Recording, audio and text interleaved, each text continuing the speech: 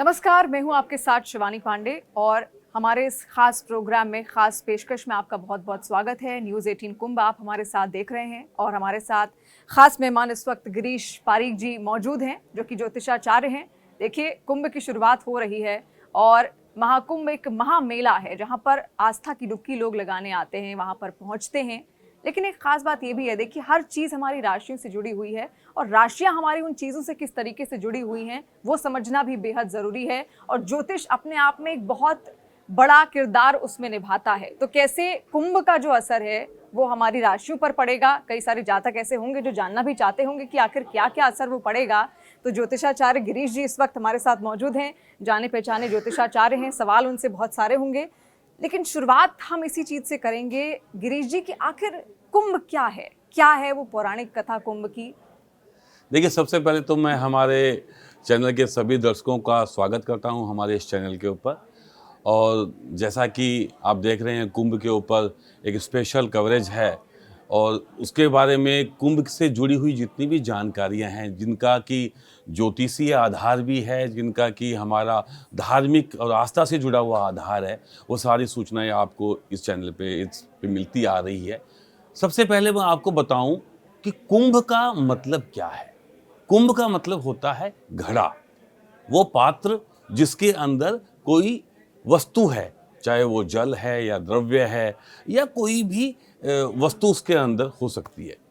तो ये मैं आपको सबसे पहले जो कुंभ की जो शुरुआत हुई वो एक पौराणिक हमारी जो कथा है उससे करने जा रहा हूँ। देखिए, क्या होता है कि सागर मंथन जो सबसे पहले हुआ और उस सागर मंथन के अंदर एक के बाद एक बहुत सारी चीज़ें निकली। जैसे उसी के अंदर कालकूट विष भी निकला जो भगवान शिव ने अपने गले में धारण किया। माँ लक्ष्मी की उत्पत्ति भी उसी सागर मंथन के दौरान हुई। साथ ही साथ में आखिर में जब अमृत कलश लिए हुए जब अमृत कलश निकला और वो अमृत कलश की छीना झपटी जब हुई तो उसके अंदर से कुछ अमृत की बूंदें जो हैं वो 4 जगह पे हमारे भारतवर्ष में गिरी। और मान्यता है कि उन्हीं 4 जगह पे जो है वो कुंभ का आयोजन किया जाता है। जैसे हरिद्वार के अंदर, उसके बाद में हम बात करेंगे प्रयागराज के अंदर जिसका बहुत ही ऐतिहासिक और धार्मिक महत्व है, वहाँ पे। उसके बाद में उज्जैन जो है हमारी अवंतिका नगरी, वहाँ पे शिप्रा तट के ऊपर। और अंत के अंदर नासिक के अंदर महाराष्ट्र में गोदावरी के तट पे वो जो अमृत बूंदें गिरी। तो यहाँ पे नदियों के ऊपर, जैसे हरिद्वार में माँ गंगा के पावन तट पे जो है वो कुंभ होता है, ऐसे ही प्रयागराज के अंदर जहाँ पे तीनों नदियों का संगम है। संगम का मतलब है जहाँ पे नदी आकर के एक दूसरे से मिलती है। तो वहाँ पे गंगा जी का, माँ यमुना का और माँ सरस्वती का जो संगम होता है। हालांकि सरस्वती नदी जो है वो अभी नहीं है, हालांकि इसकी भी एक बड़ी ही रोमांचक और एक बहुत ही सुंदर कहानी है कि महाभारत होने के बाद में वेद व्यास, जो हमारे भगवान वेद व्यास जी हैं, उन्होंने महाभारत को लिखना चाहा। तो अब इतना बड़ा जो सबसे बड़ा हमारा ग्रंथ है, तो उसके लिए ये हुआ कि भाई अब लिखवाए किससे। तो गणेश जी से वंदना करी गई और गणेश जी आए और अपने टूटे हुए दांत से उन्होंने लिखना स्टार्ट किया। तब ये हुआ कि भाई गणेश जी ने बोला कि भाई मैं बहुत जल्दी लिखूंगा। तो वेद व्यास जी ने शर्त रखी कि आप लिखिए, लेकिन जो मैं बोलूँ उस श्लोक को आपको पहले समझना है फिर लिखना है। तो ऐसे उनको समय मिलता गया और वो श्लोक बनाते गए। तो यहाँ पे सरस्वती नदी जो बहुत ही वेगवान नदी थी, उनका काफ़ी शोर हो रहा था, तो उनको काफ़ी डिस्टर्बेंस हो रही थी। उन्होंने उनसे जाके प्रार्थना करी कि आप थोड़ा सा अपना शोर शराबा कम करिए, लेकिन वो मानी नहीं।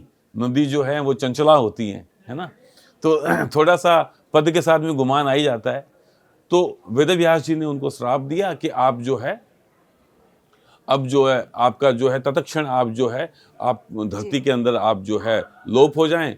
और आज भी आप माना गांव से आगे जाके देखेंगे तो सरस्वती जी जो है वो अपने जो धरती के अंदर प्रवाहित हो गई है। वही माँ जो सरस्वती है वहाँ पे गुप्त रूप से और प्रयागराज में मिलती है। इसलिए चूंकि तीर्थों का राज भी है, तीर्थों का राजा है प्रयागराज।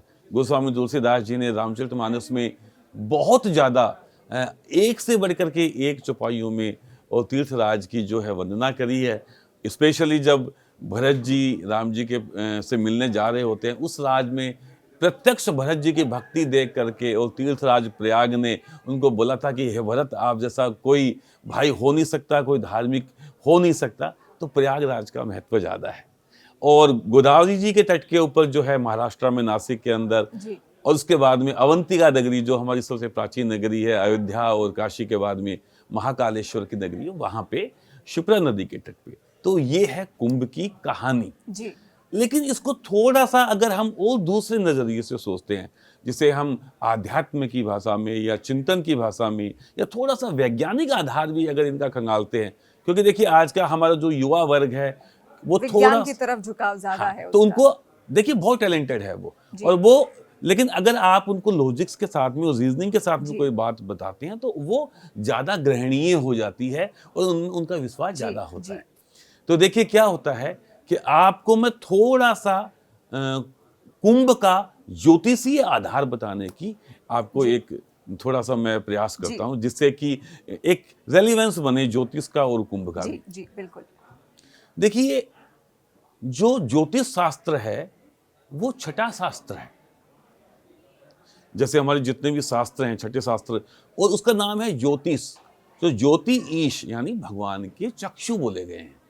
अब इसकी आवश्यकता इसलिए हुई, जैसे आज हमें कभी भी कोई प्रॉब्लम होती है, रिलेशनशिप की प्रॉब्लम है तो काउंसलर के पास में जाते हैं, एजुकेशन की कोई प्रॉब्लम है तो काउंसलर के पास जाते हैं। तो पहले ये काउंसलिंग का कार्य एक ऐसे व्यक्ति को दिया गया जो ज्योतिष शास्त्र को पढ़ करके और सामने वाले व्यक्ति की जो फलादेश है वो कैसे करेगा। जो हमारे जो प्लैनेट्स हैं, जब बच्चा पैदा होता है तो आसमान में जो ग्रहों की स्थिति है उसका स्क्रीनशॉट जो होता है वो होती है हमारी जन्म कुंडली। अब वो आपका सवाल ये हो सकता है कि उसका प्रभाव हमारे व्यक्तित्व पे, हमारे शारीरिक संरचना पे या हमारे आने वाली जो जितनी भी घटनाएं हैं उस पे कैसे होगा। तो देखिए, ज्योतिष का सारा संबंध है प्लैनेट्स यानी ग्रहों की किरणों से, जो कॉस्मिक रेज होती हैं। अब मैं आपसे पूछता हूं कि अगर हम अपने जीवन में से सूर्य को निकाल दें, भगवान सूर्य को निकाल दें, तो हमारे जीवन में तो क्या बचेगा? एक अंधेरा, कुछ नहीं, शून्य। मतलब ये, अगर सूर्य देव नहीं है तो ऋतुएं नहीं बनेंगी, और ऋतुएं नहीं बनेंगी तो बारिश नहीं होगी, जलवायु परिवर्तन नहीं होगा, फसल नहीं होगी, अर्थात जीवन संभव नहीं है। बिल्कुल। तो एक प्लैनेट की रेज अगर हमारा होना या ना होना साबित कर सकती है, तो बाकी के प्लैनेट्स जो हैं उनकी भी कॉस्मिक रेज है, उनका भी इम्पैक्ट और इफेक्ट हमारे व्यक्तिगत जीवन पे, डे टू डे लाइफ में निश्चित रूप से पड़ता होगा। तो महाकुंभ का ये जो पावन पर्व है, जो भी प्रयागराज में घटित होने वाला है मकर संक्रांति से, इसका निर्धारण भी पंचांग की गणनाओं के हिसाब से किया जाता है। तो आपको मालूम होगा ये जंतर मंतर जो है, तो ये जंतर मंतर है, यही वो वेधशालाएं होती थी जहाँ पे हमारे जो गणितज्ञ है वो बैठ करके प्लैनेट्स की दिशा को समझते थे, उनके डायरेक्शन को समझते थे, और फिर उसके बाद में मैथमेटिकली एक पंचांग का वो निर्माण करते थे, जिससे कि हमें एक ही समय में आने वाली सभी घटनाओं का ज्ञान हो जाए। आपको जान के आश्चर्य होगा शिवानी कि आज भी पंचांग इतने सटीक हैं कि जिस दिन हम लोगों ने बता दिया कि सूर्य ग्रहण पड़ेगा, जो चंद्र ग्रहण पड़ेगा, एक्यूरेसी में आज भी उसी तारीख को जो हमारा साइंस बताता है, इवन जो समय है, वक्त है, वो भी बता दिया जाता है। बिल्कुल बता दिया जाता है, बल्कि हम आज भी हजारों साल आगे के जितने भी चंद्र ग्रहण सूर्य ग्रहण है वो प्रेडिक्ट कर सकते हैं, और आज से कई हजार सालों पीछे का भी हम चंद्र ग्रहण बता सकते हैं, सूर्य ग्रहण बता सकते हैं। विडंबना ये रही कि हमारे भारतवर्ष पे 1000 साल तक एक से बढ़ के एक आक्रांताओं ने अटैक्स किए, और हमारी जो महान हमारी जो संपदा थी, जो हमारे वेद, जो हमारा ज्ञान, जो हमारी रिसर्च थी, वो तहस नहस हो गई। आप जानते हैं तक्षशिला और नालंदा जो पूरे संपूर्ण विश्व को ज्ञान बांटते थे, उसको नष्ट करने का आज उनकी क्या हालत है। और वो उस समय भी 6-6 महीने तक जलती रही थी, लाखों किताबें उस टाइम पे हुआ करती थी।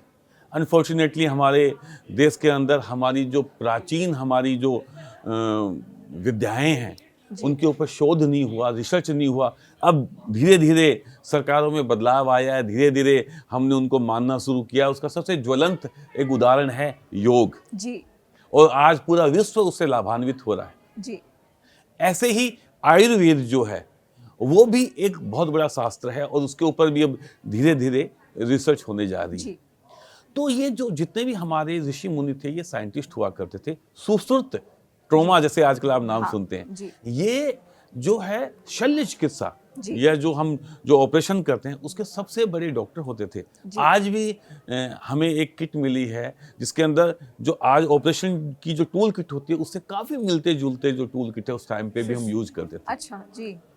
और वैसे अगर आप थोड़ा सा कथाओं से अलग अगर थोड़ा सा सोचे, हाँ तो मैं आपको बताऊं कि जो हम ट्रांसफर करते हैं, जिसे हम बोलते हैं कि आज जो हम अंग प्रत्यारोपण जिसे हम बोलते हैं, जी, है ना, जी। कि आज हमारे जो है हार्ट का जो है वो ट्रांसप्लांट ट्रांसप्लांट हो गया। हाँ। तो ये तो हमने बहुत पहले ही कर दिया था। हाँ। गणेश जी का जो है मस्तक जो था वो हाथी का हाँ, था, हाँ, और हाँ। वो एक नर शरीर पे हाँ। भगवान शिव ने बहुत पहले स्थापित कर दिया था। तो हाँ। इससे बढ़कर के और आपको ट्रांसप्लांट हाँ। का उदाहरण मैं क्या दूं। बिल्कुल, हाँ। महाभारत में शिखंडी का आप हाँ। सभी हाँ। जानते हैं किस तरीके हाँ। से हुआ है। हाँ। तो हमारा जो साइंस है, ये चूंकि लिटरेसी का एवरेज बहुत कम था, तो इसको एक कथाओं के रूप में और धर्म के रूप में समझाने की कोशिश की है, जिससे कि आम जनमानस के अंदर जी। ये विधिवत अंदर तक पहुंच जाए और वो उनको फॉलो जी। करे। लेकिन हमारे हर एक त्योहार है, उनका एक वैज्ञानिक आधार है। जी जैसे नवरात्रि है, जी अब नवरात्रि का देखिए पर्व जो है वो हर 6 महीने के बाद में आता जी है, और हर 6 महीने के अंदर जो ऋतुएं बदलती हैं, जी जैसे एक बार अप्रैल के आसपास में आएगा, ठीक है, तो वो जो नवरात्र होता है उसके अंदर गर्मियां आ रही होती है, सर्दियां जा रही होती जी। है। तो हमारे बॉडी का जो टेम्परेचर है, हमारा जो रक्त है, वो एक प्यूरिफाई अवस्था में होता है। जी।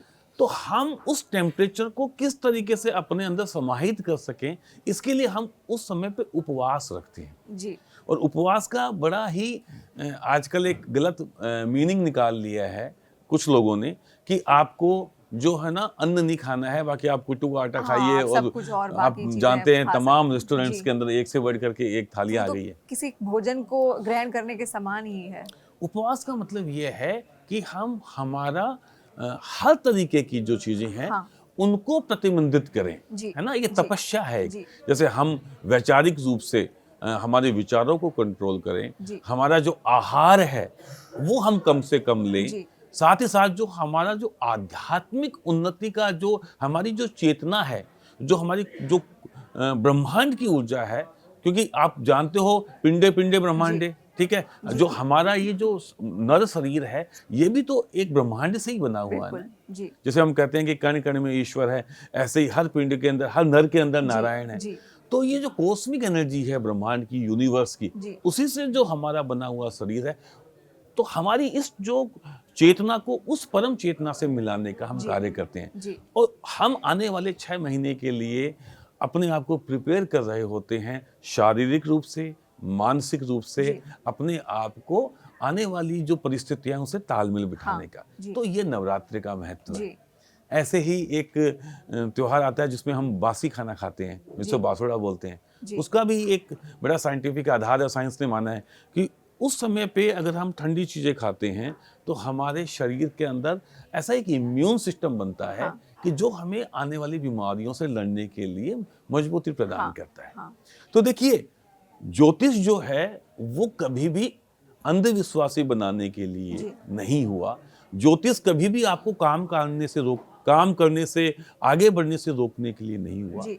ज्योतिष जो है वो आपकी जिंदगी को जीने की कला है। जी ज्योतिष एक जीवन शैली है जो आपको ये बताता है, आपको कठिन से कठिन परिस्थितियों में हार नहीं माननी है। जी आपके कदम जब भी लड़खड़ाए, तो ज्योतिष एक आपका पथ प्रदर्शक बन के जी आपके जीवन में आए, और जहां पे भी आपको रोड ब्लॉक्स लगे, जहाँ पे भी आप निराश हो गए हैं, जहाँ पे भी आप डिप्रेशन में चले गए हैं, वहाँ पे आपको उठ के खड़ा करे और जी। आपको आगे बढ़ाने का काम ज्योतिष करता है। जी। जो आजकल हम डे टू डे लाइफ के अंदर जो प्रिडिक्शन पढ़ते रहते हाँ, हैं हाँ।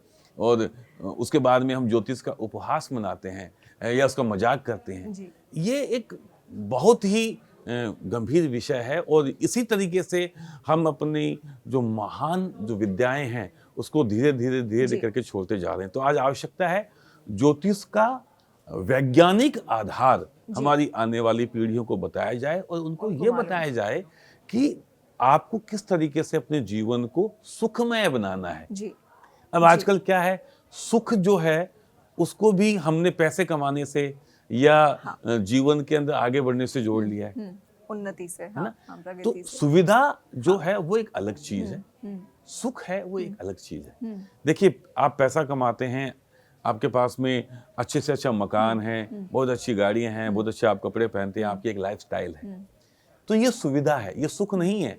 अनफॉर्चुनेटली हम इन्हीं चीजों को को सुख सुख समझ बैठे जी। हैं। सुख का जो मतलब है वो है आपकी मानसिक स्थिति से। जी। इतना पैसा कमाने के बाद भी आज कई बार सबसे ज्यादा जी, जी, हम डिप्रेशन में हैं, जी, हम बिल्कुल। सुखी नहीं हैं। जी। आज आप ही देखिए कि जब एक बच्चा पैदा होता है उसके तुरंत बाद में हम उसकी एक अच्छी सी एक प्रेप स्कूल की तैयारी में लग जाते हैं। हाँ, जी। उसके बाद में हम उसके अच्छे स्कूल में लग जाते हैं, उसका भविष्य तय करने में है लग ना? जाते हैं। उसके बाद में फिर हम उसको इंजीनियर बनना है या डॉक्टर बनना है उसके जी। लिए प्रिपेयर कराते जी। हैं, और उसके बाद में फिर उसको हम ये बोल देते हैं कि भाई तेरे को सीईओ बनना है जी, किसी भी जी, कंपनी में, जी। है ना? तो आप ये बताइए कि इतना बड़ा बोझ लाद करके हम एक बच्चे को तैयार करते हैं, जी, तो हम उसका सिर्फ एक आर्थिक पक्ष ही तो तैयार कर रहे हैं, जी, जी, जबकि हम जिस परिवेश में रह रहे हैं उसमें आर्थिक है, मानसिक है, शारीरिक है, हमारे रिश्ते हैं। जी, तो एक समय के बाद में हम सब अकेलेपन के शिकार हो जाते हैं। जी, और चूंकि उम्मीदें इतनी बाड़ी हुई है, जी। इतनी बढ़ा दी गई हैं उम्मीदें कि अब हर कोई आदमी तो टॉप पे नहीं पहुंच सकता ना। जी, तो हमें ये समझना है, तरक्की करनी एक अच्छी बात है, मेहनत करनी एक अच्छी बात है, लेकिन हमें मालूम होना चाहिए कि हमें कब कहाँ रुकना है, जी, कब हमें अपने शरीर पे ध्यान देना है, अपनी हेल्थ जी। को ध्यान देना है, अपनी रिलेशनशिप पे ध्यान देना है, जी, किस तरीके से हमें अपने रिश्तों को जीना है और कैसे हमारा व्यक्तित्व को हम ओवरऑल सुंदर करें। जी। और ये सारी पढ़ाई गुरुकुल में होती थी। जी, गुरुकुल के अंदर हम वॉरियर भी पैदा करते थे, हम गुरुकुल के अंदर हम वैश्य भी पैदा करते थे, जी। सर्विस क्लास भी पैदा करते जी। थे। तो जिसका जैसा माइंड सेट होता था उसी के उसका हिसाब से वर्गीकरण उसी हिसाब से वर्गीकरण होता करते थे। हाँ। और ये कालांतर में जाकर के एक रूढ़िवादी पद्धति बन गई कि हमने कि भाई आप अगर इस घर में पैदा हो गए तो आप जी। सिर्फ यही कर्म जी। करोगे। जी। वेदों में ऐसा कहीं नहीं कहीं पे लिखा जिक्र हुआ। नहीं है। जी, हमारा सीधा सा और सबको बराबर का अधिकार था, सबको बराबर का रेस्पेक्ट था। जी, और इसी को कालांतर में जाकर के और जैसे जिसके पास सत्ता होती है तो उस सत्ता का गलत उपयोग करता है और हमें वर्गों में विभाजित कर दिया गया, जिसका दुष्परिणाम हम आज जी। तक देख रहे हैं जी। और झेल रहे हैं। तो बात हो रही थी ज्योतिषीय आधार की कुंभ के साथ जी, में। कुंभ के साथ। तो जब चंद्रमा, बृहस्पति और सूर्य जब एक विशेष परिस्थिति में होते हैं, जैसे आप जानते हैं अमावस्या को सूर्य चंद्रमा की स्थिति एक साथ में होती है, तो ऐसे ही जैसे ही गुरुदेव बृहस्पति वृषभ राशि में, जैसे अभी मकर संक्रांति में बृहस्पति तो चल ही रहे हैं, अभी बहुत लंबे समय से चल रहे हैं, मई के अंदर चेंज भी होने वाले हैं, और मकर राशि के अंदर कैप्रिकॉर्न में जब सूर्य आएंगे जी, तब एक विशेष योग बनेगा। और वो जो नदी तट जहां पे हम स्नान कर रहे होंगे, जी, जी, उस दिन पे जब हम स्नान करेंगे तो हमारे शरीर में वो जो रेज और जो वाटर है, जी। जो नदी का प्रवाहित जल है, जी, उनका एक विशेष कवच हम धारण करते हैं, जी। जो हमारी शारीरिक चेतना, आध्यात्मिक चेतना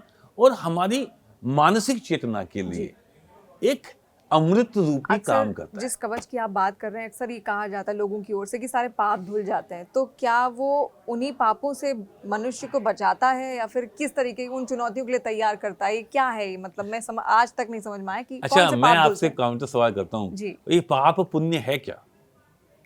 जो अच्छे कर्म है वो पुण्य में गिने जाएंगे, जो बुरे कर्म है वो पाप में गिने देखिए, जाएंगे?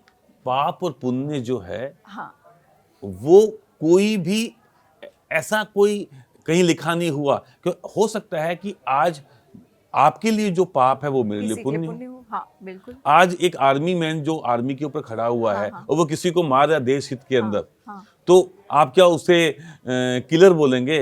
आप जी, क्या बिल्कुल उसको नहीं। हत्यारा बोलेंगे क्या? बिल्कुल नहीं। आप अगर उसकी जान जाती है तो हम उसको शहीद का दर्जा देते जी हैं, है ना? जी तो पाप पुण्य की जो परिभाषा है वो परिस्थितियों के हिसाब से होती जी है। सात्विक कर्म जी ऐसे कर्म जिसको करने से आपको खुशी मिले और एक मासेस के अंदर जिसका एक पॉजिटिव इम्पैक्ट और इफेक्ट आए। जी हमारा कोई भी कार्य जिसके करने से लोगों को सुख मिले, लोगों को सुविधाएं मिले, जी लोगों का जीवन स्तर हम बढ़िया कर सके, उनको दुखों को बांट सके, जी है ना? तो वो सारे के सारे पुण्य हो गए। जी कोई भी ऐसा कार्य, ठीक है, अब वो जो पाप है वो पुण्य है वो कई तरह के होते हैं। मानसिक, हम किसी को मानसिक पीड़ा देते हैं जी या मानसिक सुख देते हैं तो पाप पुण्य हो गया। किसी का आर्थिक रूप से करते हैं भला तो भी वो पुण्य हो हाँ। गया। किसी के आर्थिक रूप से अगर हम पैसा नहीं देते हैं उसका या शोषण करते हैं हाँ। तो वो पाप हो गया, पाप हो गया, हाँ। है ना? तो वैचारिक स्तर पे अगर देखा जाए तो पाप पुण्य परिस्थितियों के हिसाब से निर्मित हाँ। होते हैं। तो शुभ कर्म हमारे जितने भी हैं हाँ। उसको आप बोल सकते हैं कि वो जिनसे कि लोगों का भला हो, हमें खुशी मिले जी और एक बहुत बड़े जो हमारी जनता है उसको सुख जी मिले, है प्राणी मात्र को। जी बल्कि हमारे शास्त्रों में तो प्राणी मात्र मतलब पशु पक्षी कीट पतंग इनका भी जिससे भला हो। हाँ हमारा अहिंसा परमो धर्म में हमने बोला है ना जी। कि ऐसा वातावरण जिससे करने से मानसिक, शारीरिक, आर्थिक और जी। वैचारिक हिंसा ना हो, जी वो पुण्य है। जी और इसके उलट बिल्कुल कि ऐसा कार्य जिसके करने से चाहे वो मानसिक यंत्रणा हो, शारीरिक यंत्रणा हो, आर्थिक यंत्रणा हो, वो सारे काम जो क्रूरता से जुड़े हुए हैं, जी। अहिंसक है, वो पाप हो गए। जी तो मेरा ये मानना है कि जब हम कुंभ में स्नान करते जी। हैं तो देखिए कुंभ के अंदर अभी भी जैसे हमारे इस कुंभ के अंदर अनुमान है कि 400 मिलियंस के आसपास में जी। लोग आने जी, वाले हैं जी।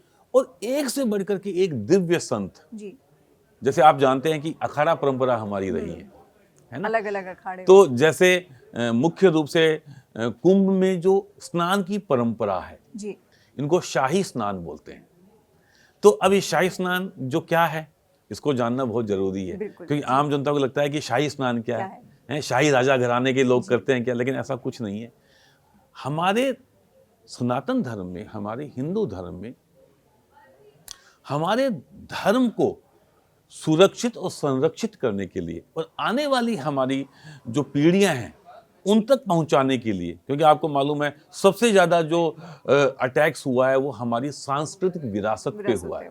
जी हमारे धर्म स्थानों को तोड़ा गया, हमारी मान्यताओं को खराब किया गया। यहाँ तक आपको जान के आश्चर्य होगा कि हमारे धर्म ग्रंथों के अंदर भी और कुछ अलग तरीके से चीजें ऐड कर दी हैं। जी हमारी रामायण, हमारी महाभारत, इनको जो है वो गलत तरीके से बताया गया। जी हमारे इतिहास को गलत तरीके से लिखा गया, क्योंकि हमेशा यही होता है ना कि जो जीतता है जी। इतिहास उसी के अकॉर्डिंगली होता है। जी आपने देखा होगा कि बहुत सारे ऐसे जो राजा महाराजाएं या बादशाह हुए हैं जिनको महान बताया गया है और ऐसे बहुत सारे एक से बढ़कर के एक धर्म रक्षक, धर्म ध्वजा फहराने वाले हमारे भारत के सपूत हुए हैं जिन्होंने हमारी भारत भूमि का मान, यश, गौरव, धर्म को अक्षुण्ण रखा। जी उनकी गाथाएं आपको कहीं नहीं मिलती। जी तो इतिहास को तोड़ा मरोड़ा गया, इतिहास को तोड़ा गया है, मरोड़ा गया है, पूरे के पूरे जो है इसके जो साक्ष्य नहीं रखे गए हैं। तो आप इसको ऐसे समझिए कि ये जो अखाड़े थे, सबसे पहले जो कुंभ का जो अस्तित्व, जो अगर हम डिटेल में जाते हैं तो आज से तकरीबन 850 साल पहले भगवान शंकर के ही अवतार आदि शंकराचार्य, इन्होंने इसका प्रारंभ किया। क्योंकि आदि शंकराचार्य जी का जन्म तभी हुआ जब हमारे धर्म की हानि हुई, हमारे धर्म के ऊपर अनेक तरह के ये सनातन धर्म जो है विलुप्ति के कगार में आ पर गया, चुका कम था। हो गया। तो धर्म की स्थापना के लिए भगवान आदि शंकराचार्य ने जन्म लिया। उसके बाद में जो हमारी जो कर्म कांड है, 16 कर्म कांड है, जी। हमारे जो 4 धाम हैं, बद्रीनाथ है, रामेश्वरम है और जगन्नाथपुरी जी। हैं, द्वारिका जी हैं, जी। इनकी स्थापना करी।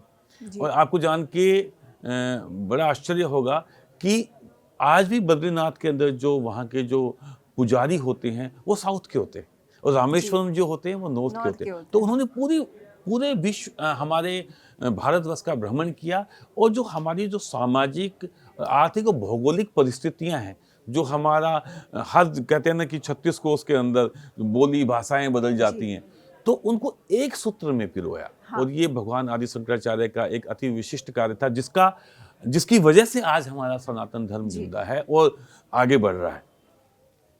तो देखिए, सबसे पहले वहां पे उनके शिष्य ने प्रयागराज में ही महाकुंभ का आयोजन किया। उसके बाद में जो गुप्त डायनेस्टी है, जी।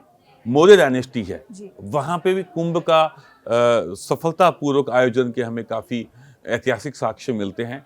और हर्षवर्धन जो हमारे चक्रवर्ती सम्राट थे, जी।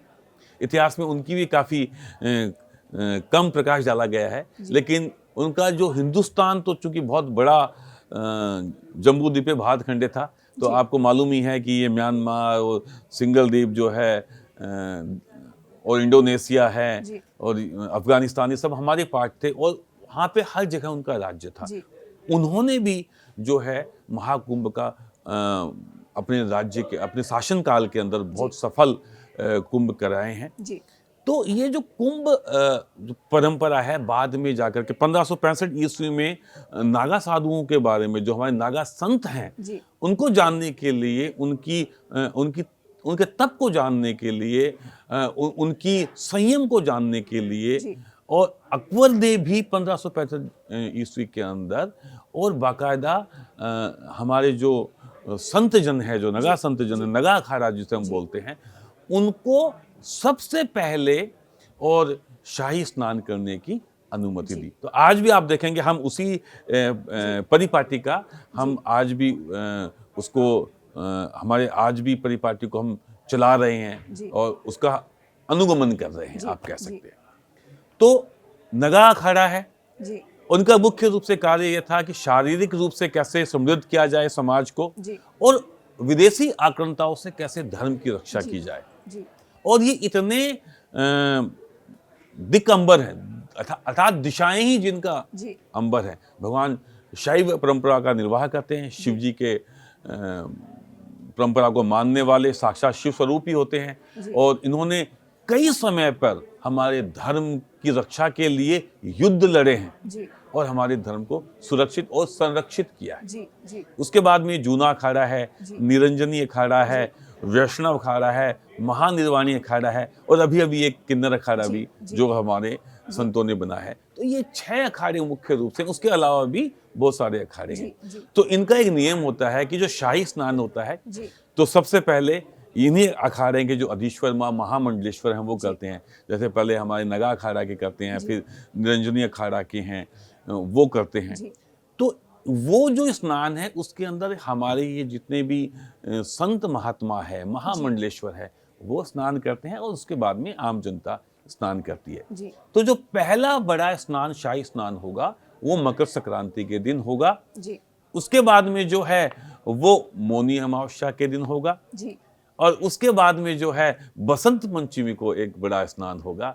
फिर माघ की जो पूर्णिमा, आप जानते ही हैं कि माघी पूर्णिमा का तो मेला होता है, तो वहां से जो है कल्पवास भी शुरू होगा, तो वहां पे स्नान होगा। और फिर आखिर के अंदर जो है फरवरी एंड में 26 फरवरी के आसपास में जो है महाशिवरात्रि के बाद में, और इसका एक तरीके से आप कह लीजिए कि सारे बड़े बड़े स्नान, मुख्य स्नान होते हैं। लेकिन वैसे किसी भी दिन आप कुंभ के समय के अंदर आप स्नान करिए, और अगर आपके आसपास में कोई आप नहीं जा पा रहे हैं तो आपके आसपास में जो भी नदी है, जैसे जो हमारी गंगा नदी है, पुण्य नदी, यमुना जी हैं, गोदावरी जी हैं, नर्मदा है, वहाँ पर भी जाकर आप की स्नान कर सकते हैं। पूरी व्यवस्था है और उसका भी आपको पूरा पुण्य और फल। इससे पहले आपने स्नान की महत्ता भी बताई भक्तों को, और बहुत सारे, जहाँ तक हम जल्द से आपसे ये जानना चाहेंगे कि अलग अलग राशियों पर किस तरीके का प्रभाव पड़ेगा गिरीश जी।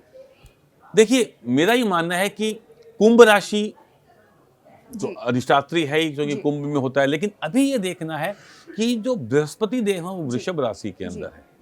तो वृषभ राशि के अंदर जो कि उन्हीं की राशि है जी जहाँ पे जी परिवर्तन है, जहाँ पे ये स्नान होने जा रहा है, जी साथ ही साथ मकर राशि में सूर्य भी है। जी तो यहाँ पे स्थिति इन राशियों के लिए विशेष रूप से फलदायी होगी। जी बाकी बाकी राशियों पे भी होगा, लेकिन मेरे को लगता है स्नान का तो जो प्रभाव है, जी सुप्रभाव जी है ना, इसका जो अच्छा प्रभाव है वो तो जितनी भी राशि के लोग स्नान करें सबको मिलने वाला है। जी किसी भी राशि को महाकुंभ के अंदर जो 144 साल के बाद जी। में आ रहा है, स्नान का पुण्य ही मिलने वाला यानी है। लगभग हर राशि के लिए उतना ही फलदायी होगा। लेकिन विशेष रूप से मैं बताऊं जी कि वृषभ राशि के लिए, जी वैसे भी वृषभ राशि का अभी बहुत बढ़िया समय आने वाला है, जी कभी हम इस पे चर्चा करेंगे, जी क्योंकि वृषभ राशि में अभी बृहस्पति बदल रहे हैं। बृहस्पति और शनिदेव भी अभी जो है वो मकर राशि की 7.5 खत्म जी करके और मीन राशि में जा रहे हैं। तो वृषभ राशि के लिए बहुत उत्तम जी एक संबंध बन रहा है और ग्रह स्थिति बन रही है। जी साथ ही राहु केतु भी जो बदलने वाले हैं। जी तो वृषभ राशि के लिए मैं कहूंगा कि सबसे बहुत ज्यादा बढ़िया, शुभ हाँ, होगा। बहुत ही बढ़िया धन योग बन रहा है। जी मकर राशि के लिए तो निश्चित रूप से बन ही रहा है। जी। और भी बहुत सारी राशियां हैं जिनका चूंकि हम एक दूसरे लेकिन अगर वैसे देखा जाए तो हर राशि के लिए लगभग लगभग ये जो वक्त है या गंगा स्नान वो कुंभ शुभ ही रहेगा गुरुजी। देखिए, जरूर रहेगा, क्योंकि आप ये समझिए, मैं आपको एक बड़ी प्रैक्टिकल सी बात बताता हूँ। इतने लाखों करोड़ों लोग और उसमें भी इतने दिव्य संत महात्मा एक जगह पे अगर एकत्रित होते हैं, बेशक, तो उनकी जो साधना है, जी और कहते हैं कुंभ जो में तप तो है। ऐसे दिव्य साधु आते हैं जो जिनकी उम्र का हम आंकलन भी नहीं जी कर सकते, जी उनके भी दर्शन होते जी हैं। जी तो इतनी जो उनकी जो एक ऊर्जा है ना, एक ऊर्जा वहां पे होती है, उस ऊर्जा का लाभ हर सबको एक उस मिलेगा। व्यक्ति को मिलता है जो उस जी जल में स्नान करेगा। बेशक, तो वक्त जो है वो हर किसी के लिए उतना ही फलदायी है, हर राशि के लिए उतना ही फलदायी है। और जैसा कि गिरीश जी ने हम सबको बताया भी किस राशि पर किस तरीके का प्रभाव पड़ेगा, खासतौर पर जो वृषभ राशि होगी उस पर सबसे ज्यादा जो सुप्रभाव है वो देखने का मिलेगा। तो आप सब भी जाइए कुंभ पर, और कुंभ से जुड़ी हुई कोई भी अगर खबर है तो आप न्यूज़ 18 कुंभ पर आकर जरूर सुनिए। हर राशि के बारे में यहाँ पर बताया जाएगा और कुंभ को लेकर तमाम जानकारियाँ आपको हमारे इसी चैनल पर मिलेंगी। लेकिन फिलहाल के लिए आपका बहुत बहुत शुक्रिया गुरुजी, आप जुड़े हमारे साथ। गिरीश जी, आपका बहुत बहुत शुक्रिया। बहुत बहुत धन्यवाद। और आप सभी के लिए कुंभ जो है वो सफलता देने वाला हो, आपके मंगल को करने वाला हो और आपके जीवन के अंदर हर तरीके से सुखद स्थितियों का निर्माण करने वाला हो। बहुत धन्यवाद। नमस्कार। कुंभ की जो महत्ता थी वो आपने समझी, कुंभ की कहानी आपने समझी, कुंभ में स्नान की जो महत्ता है वो भी आपने यहाँ पर समझी, जो आपकी आध्यात्मिक चेतना से भी जुड़ी हुई है। तो आप भी जरूर कुंभ जाइए। देखिए, कुंभ की शुरुआत हो रही है, अपने परिवार को भी वहां पर लेके जाइए। और इसके अलावा आपने ये भी समझा कि आपकी जो राशि है उस पर किस तरीके से कुंभ का असर पड़ेगा। तो बहुत शुक्रिया हमारे साथ जुड़ने के लिए। और न्यूज़ 18 कुंभ पर आप तमाम कुंभ से जुड़ी हुई जानकारियां हासिल कर सकते हैं।